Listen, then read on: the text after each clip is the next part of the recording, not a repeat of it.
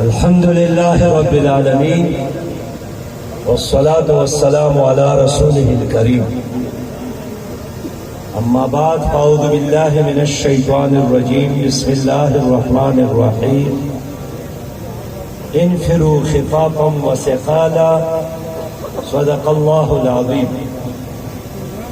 برادر محترم جناب راؤ ظفر صاحب، جناب پروفیسر رشید احمد صاحب،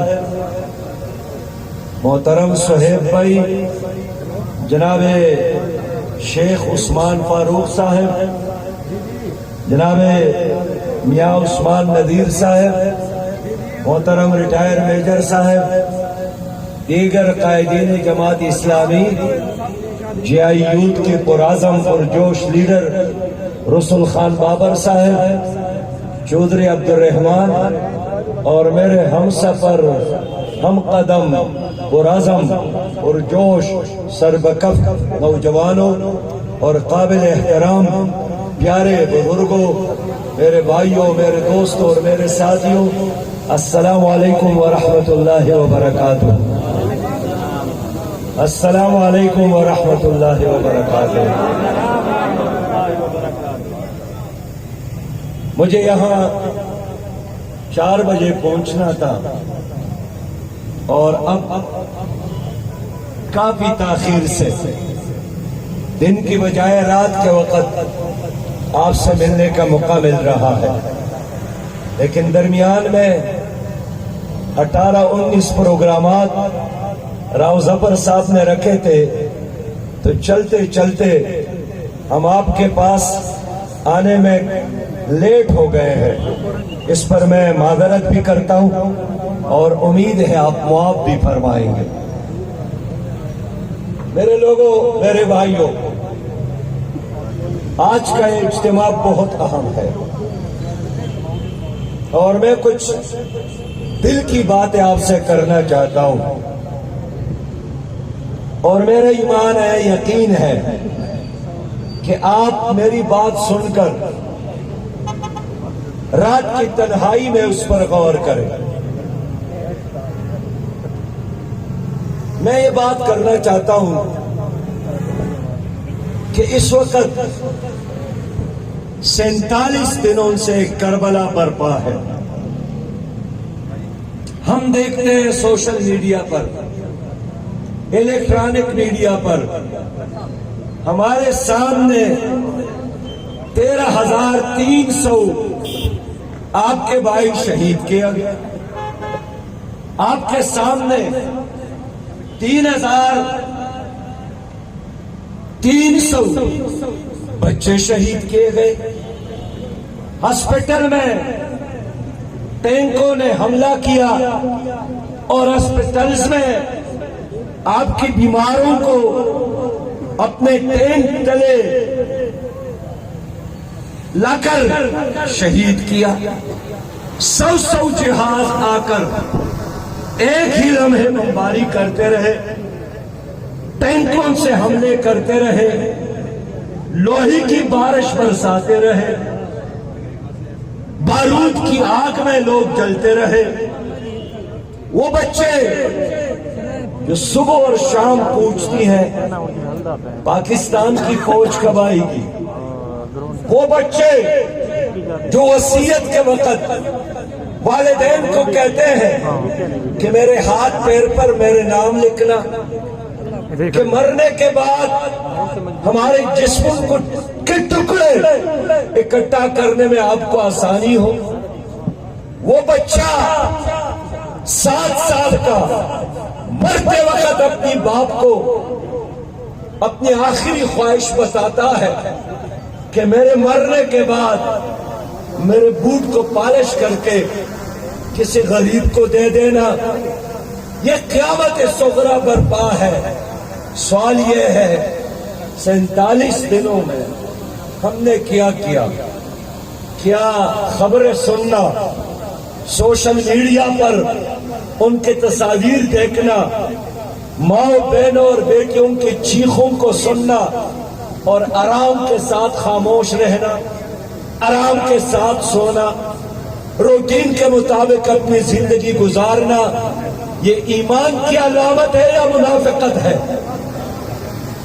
کیسے آپ اور ہم حضور صلی اللہ علیہ وسلم کی خدمت میں جام کوثر اور حوض کوثر کا مطالبہ کریں گے؟ کیا ہمارا آقا ہم سے نہیں پوچھے گا کہ جب میری امت چل رہی تھی آپ کیا کر رہے تھے؟ جب میری امت کے آفتاب اور مہتاب کو بارود میں جلایا جا رہا تھا آپ کیا کر رہے تھے؟ میرے بھائیوں، ہم تو یہی کر سکے کہ جماعت اسلامی نے تمام اسلامی تحریکوں کے ساتھ رابطہ کیا اور ہم نے فیصلہ کیا کہ دنیا کے عام انسان کو بیدار کرنا ہے، پاکستان کو ہم نے بیدار کرنا ہے۔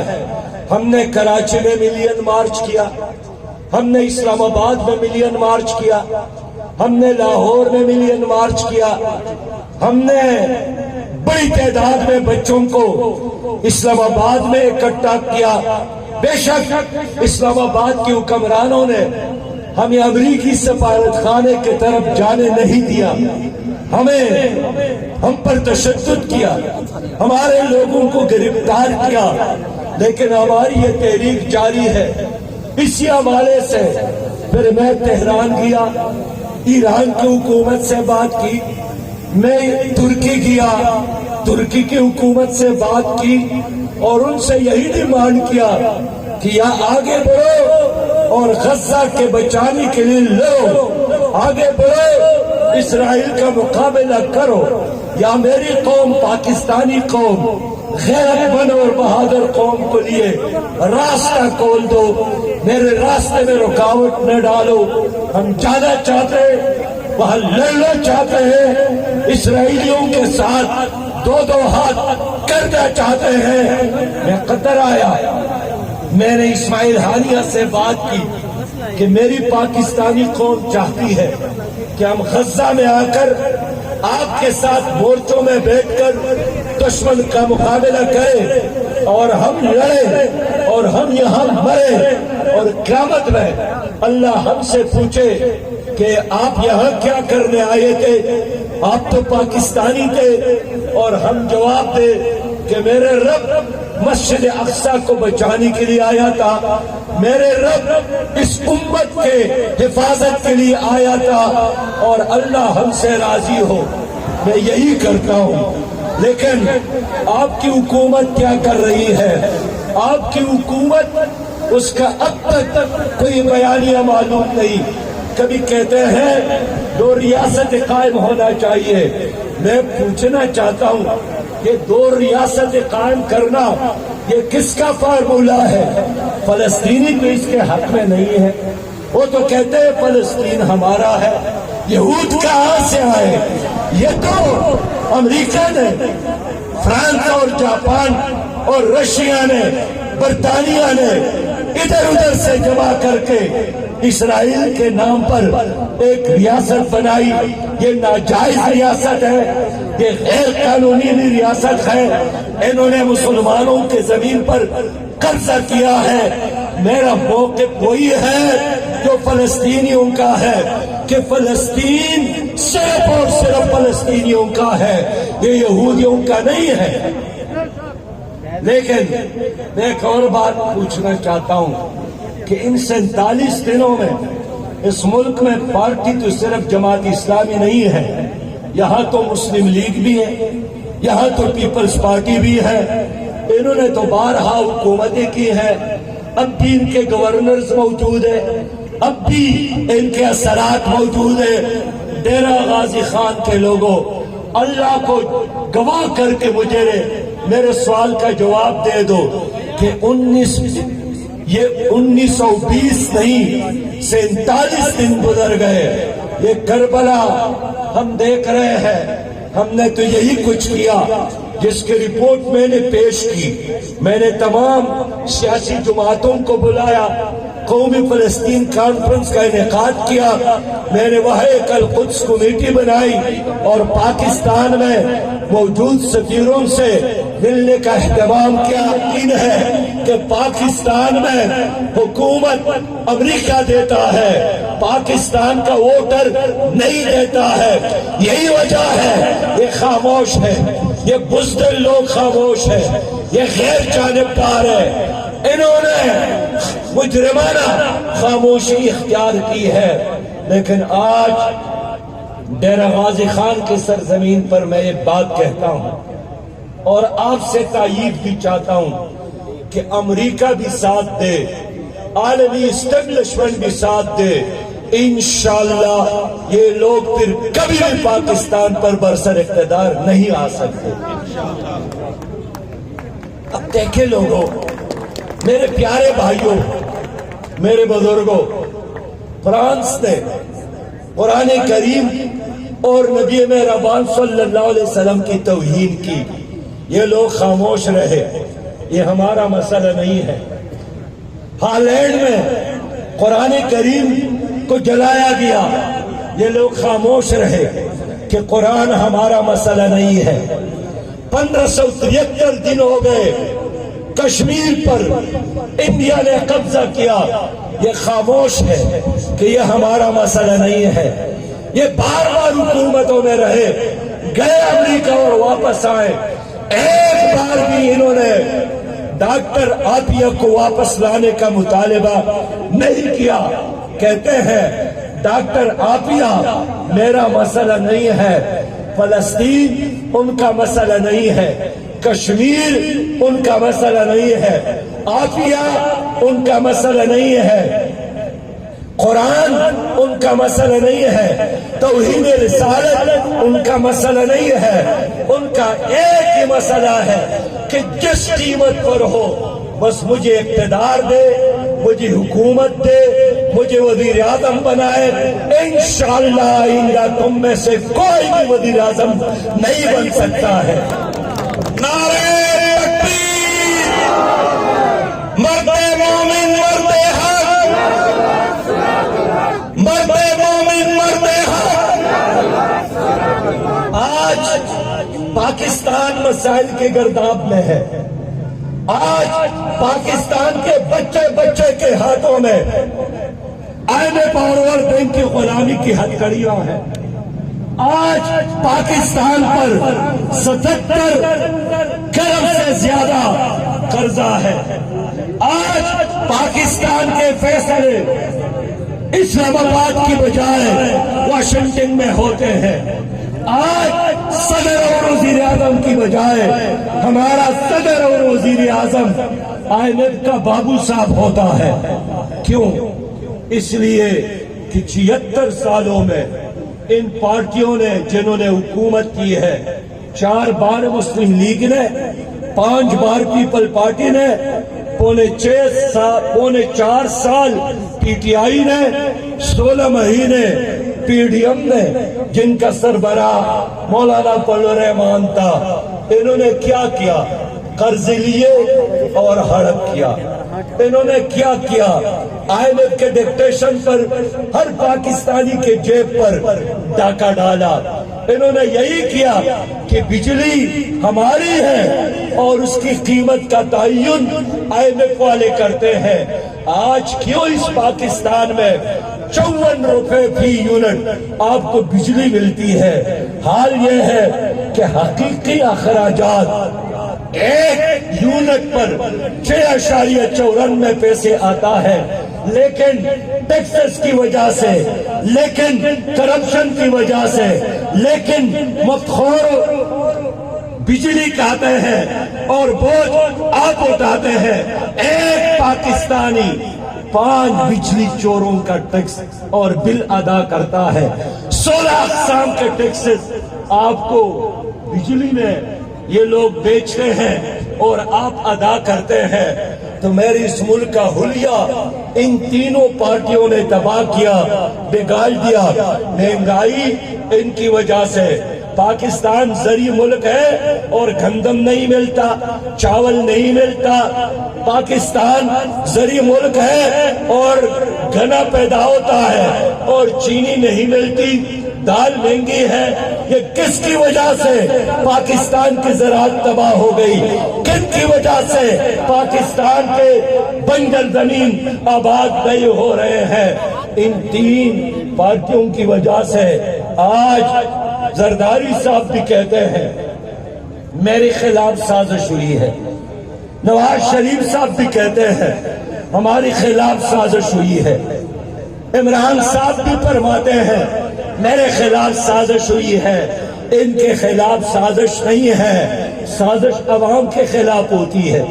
جاب جیسے لوگ ان پر جو لوگ مسلط کرتے ہیں، آج مسلم لیگ والے ہر جگہ جاتے ہیں ایک ہی بات کرتے ہیں، اسی چوک کو بھی ڈراتا ہے، اس پی کو بھی ڈراتا ہے، بیوروکریسی کو بھی ڈراتا ہے کہ اسٹیبلشمنٹ نے ہمارے ساتھ بات کی ہے اور ہم آنے والے ہیں۔ میں کہتا ہوں کہ اس ملک کا اسٹیبلشمنٹ تو کیا، عالمی اسٹیبلشمنٹ بھی آپ کا ساتھ دے، آپ نہیں آ سکتے ہیں، آپ ناکام ہو گئے ہیں، آپ ماضی کا حصہ بن گئے ہیں، آپ قصے ربطہ بن گئے ہیں، آپ دوبارہ نہیں آ سکتے۔ قوم بیدار ہو گئی ہے، نئی نسل بیدار ہو گئی ہے۔ میں اس لیے تمام اداروں کو کہتا ہوں آنے والے الیکشن میں الیکشن کمشنر کو غیر جانبدار رہنا چاہیے، عدالت عظمیٰ کو غیر جانبدار رہنا چاہیے، اسٹیبلشمنٹ کو غیر جانبدار رہنا چاہیے، تاکہ قوم ایک حقیقی الیکشن کے نتیجے میں اصلی اور دیانتدار قیادت کا انتخاب کر سکے۔ آج یہ شوشہ زرداری صاحب نے بھی جوڑا ہے کہ آئندہ قومی حکومت ہونی چاہیے۔ قومی حکومت کا مطلب یہی ہے کہ دو چار اس پارٹی سے، دو چار جاگیردار اس پارٹی سے، کچھ سرمایہ دار اس طرف سے، کچھ لینڈ مافیا، کچھ ڈرگ مافیا، کچھ آٹا مافیا، کچھ پیٹرول مافیا، کچھ ڈیزل مافیا، کچھ جنگل اور ٹمبر مافیا کو اکٹھا کر کے ایک معجون مرکب تیار کر کے قوم پر مسلط کیا جائے۔ میں کہتا ہوں ہمارے مسائل کا حل اگر قومی حکومت ہے تو پی ڈی ایم ایک لحاظ سے قومی حکومت تھی، اس لیے کہ 13 پارٹیاں اس میں شامل تھی۔ کیا وہ ڈیلیور کر سکے؟ کیا آپ کے مسائل حل کر سکے؟ کیا مہنگائی کم کر سکے؟ کیا غربت کم کر سکے؟ ایک کام کر سکے، اپنے کیسز نیب کو دباؤ میں لا کر اپنے کیسز کو کلیئر کروا سکے۔ ہم آئیں گے، ہم ان بند فائلوں کو دوبارہ کھولیں گے، ایک ایک پائی کا حساب کتاب ہوگا۔ آپ نہیں بچ سکتے، نہ لندن جا کر، نہ کینیڈا جا کر، نہ دبئی جا کر، نہ پولینڈ ہالینڈ جا کر آپ چھپ سکتے ہیں۔ جماعت اسلامی آ رہی ہے اور ایک ایک پائی کا حساب تمہارے ساتھ کر کے دم لیں گے انشاءاللہ۔ میرے ساتھ ایجنڈا ہے، میرے ساتھ ایک پروگرام ہے۔ میجر صاحب، ہمارے ساتھ ایک پروگرام ہے۔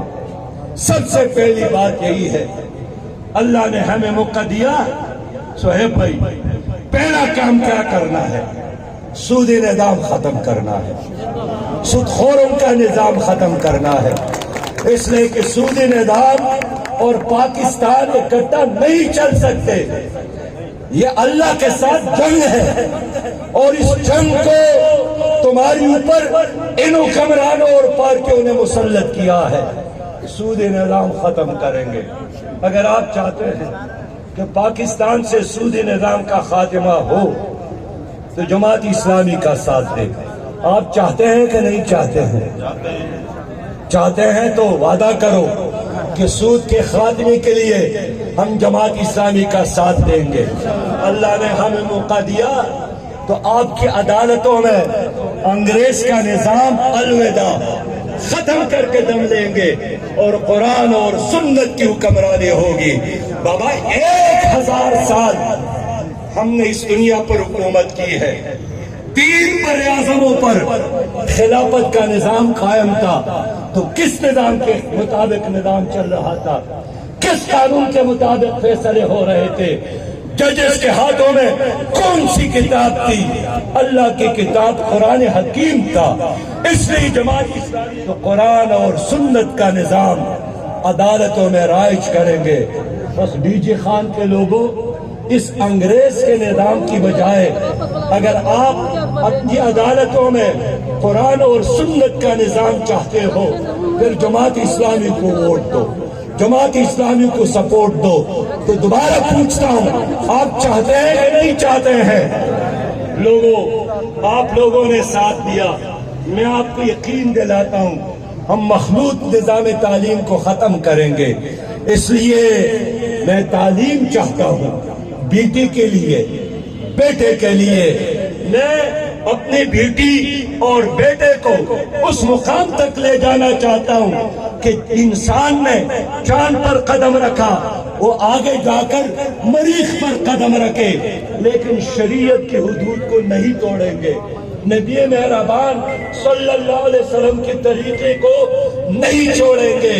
تو اگر آپ چاہتے ہیں کہ ایک بہترین نظام تعلیم جو استحصالی نہ ہو، جو غریب اور امیر کی بنیاد پر تقسیم نہ ہو، ایک نصاب صدر پاکستان اور وزیر اعظم کے بیٹے کے لیے اور غریب ڈی جی خان بازار کے چوکیدار کے بیٹے کے لیے، اگر آپ یہی چاہتے ہیں پھر جماعت اسلامی کو ووٹ دے۔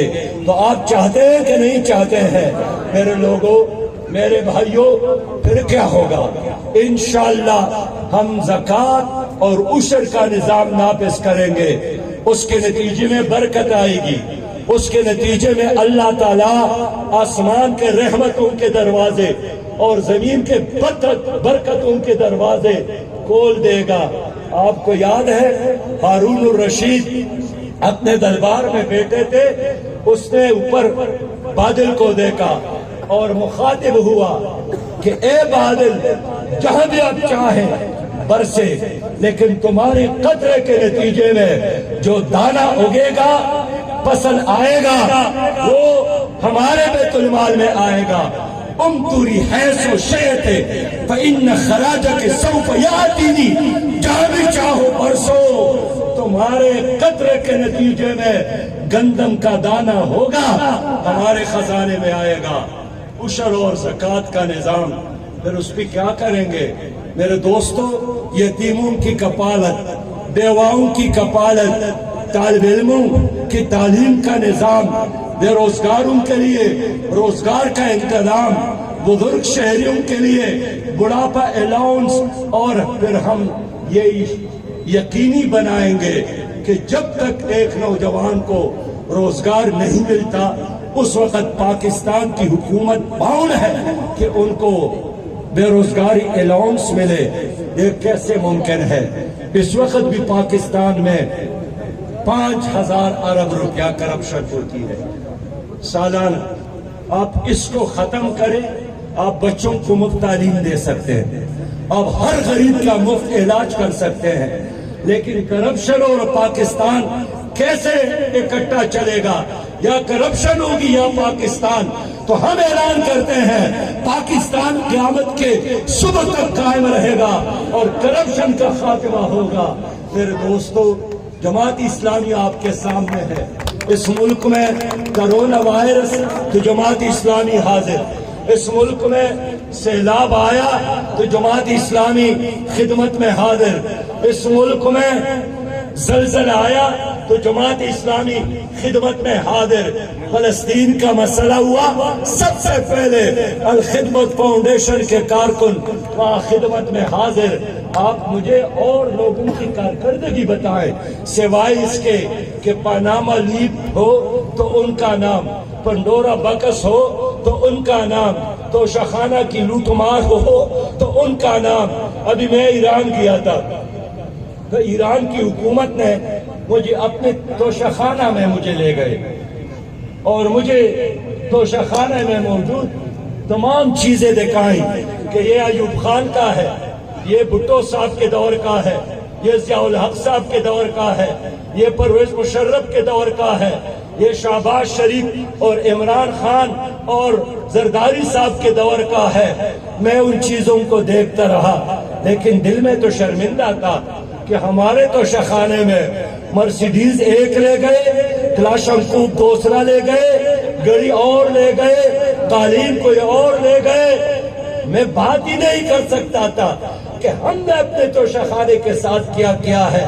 تو لوگوں، جو تمہارے توشخانے کی حفاظت نہیں کر سکے، تمہارے ملک کے سرحدوں کی حفاظت نہیں کر سکے، تمہارے نظریے کی حفاظت نہیں کر سکے، تمہارے کشمیر کی حفاظت نہیں کر سکے، تمہارے فلسطین کے لیے کچھ نہیں کر سکے، تمہارے عافیہ کو واپس نہیں لا سکے، ایسی قیادت کے لیے 8 فروری کو یوم الحساب بنانا ہے۔ انشاءاللہ 8 فروری ان لوگوں کے لیے سیاسی موت کا دن ہوگا انشاءاللہ تعالی۔ میں آپ کے سامنے کھڑا ہوں، میں تو 2 بار فائنانس منسٹر رہا ہوں، لیکن وزارت سے فراغت کے بعد مسجد امامت خان میں اپنے آپ کو احتساب کے لیے پیش کیا، اور 2002 میں فائنانس منسٹر بنا، جنگلات کا منسٹر بنا تھا، پلاننگ اینڈ ڈیولپمنٹ کا منسٹر بنا تھا، اور آج 2023 ہے، آج بھی ڈی جی خان میں اپنے آپ کو احتساب کے لیے پیش کرتا ہوں۔ لیکن زرداری بھی اپنے آپ کو پیش کرے، شہباز شریف بھی اپنے آپ کو پیش کرے، یہ لوگ بھی اپنے آپ کو قوم کے سامنے پیش کرے۔ لوگوں، خدا حاضر ہے، نہ عدالت ان کا احتساب کر سکتی ہے، نہ نیب ان کا کچھ بگاڑ سکتی ہے۔ وہ تو یوں ڈکٹیشن یہ لوگ دیتے ہیں کہ جس طرح وہ یہ آقا ہو اور وہ ان کا غلام ہو۔ یہ سیاسی برہمن ہے، آپ کو شودر سمجھتے ہیں، یہ اپنے کو آقا اور آپ کو غلام سمجھتے ہیں۔ اس لیے اب پاکستان آقا اور غلام کی بنیاد پر نہیں چلے گا۔ اس ملک میں ہم سب برابر ہیں۔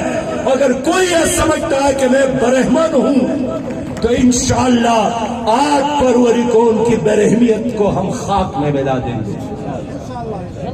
تو ڈی جی خان کے لوگوں، میں نے یہاں جماعت اسلامی نے اس شہر اور اس ضلع کی قیادت کے لیے جناب ڈاکٹر اشرف بزدار کو قومی اسمبلی کے لیے، جاوید اقبال بلوچ کو قومی اسمبلی کے لیے، شیخ عثمان فاروق صاحب کو صوبائی اسمبلی کے لیے، میاں عثمان ندیر کو صوبائی اسمبلی کے لیے، چودھری عامر فاروق کو صوبائی اسمبلی کے لیے پیش کیا ہے۔ ان لوگوں میں ایک کمی ہے، میں اعتراف کرتا ہوں، یہ جاگیردار نہیں ہے، یہ کرب سرمایہ دار نہیں ہے، ان کے دائیں بائیں لینڈ مافیا اور ڈرگ مافیا کے نمائندے نہیں ہیں۔ ان کے ساتھ صرف کردار ہے، ان کے ساتھ خدمت کا جذبہ ہے، ان کا بے داغ ماضی ہے۔ آپ فیصلہ کریں، آپ کو کیا چاہیے؟ لوٹ مار اور کرپشن چاہیے تو ان کے لیے وہ پارٹیاں، اگر آپ کو ایک کلین اور گرین پاکستان چاہیے پھر میرے ان نمائندگان کو ووٹ دے اور ترازو پر ٹپا لگا لے۔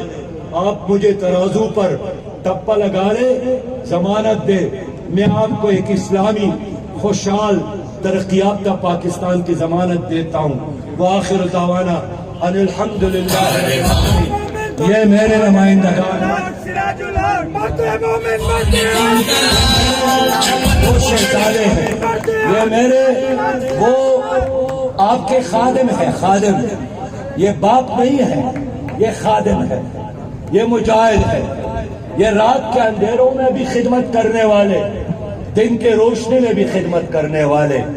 اگر آپ کو باپ چاہیے اپنے حلقے کے لیے تو وہ موجود ہے، اگر آپ کو خدمتگار چاہیے اور تابعدار چاہیے تو یہ ٹیم میں آپ کی خدمت میں پیش کرتا ہوں۔ تو ساتھ دیں گے کہ نہیں دیں گے؟ ساتھ چلیں گے کہ نہیں چلیں گے؟ آگے بڑھیں گے کہ نہیں بڑھیں گے؟ وآخر دعوانا ان الحمدللہ رب العالمین۔ اسلام زندہ باد، پاکستان پائندہ باد۔